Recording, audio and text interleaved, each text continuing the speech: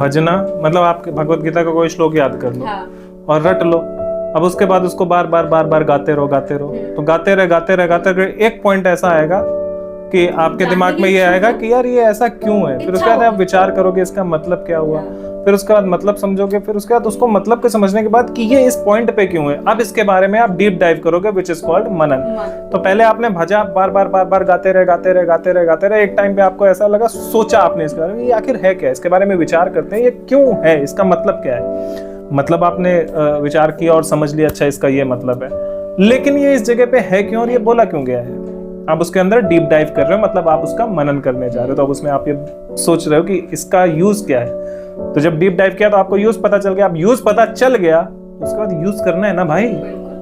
अब यूज पता चल गया और बस बैठे हैं, हमको पता चल गया बात खत्म, तो फिर पता ही क्यों किया था, देयर इज नो पॉइंट ना।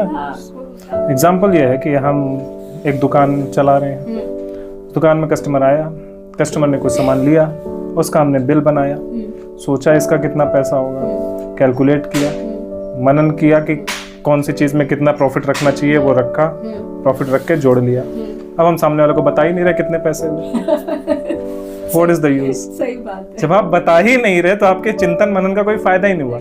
इन द सेम वे अगर आपने कुछ धर्म के बारे में चिंतन किया, मनन किया, लेकिन उसको अप्लाई नहीं कर रहे, उसको यूज ही नहीं कर रहे लाइफ में, तो there is no point of doing it.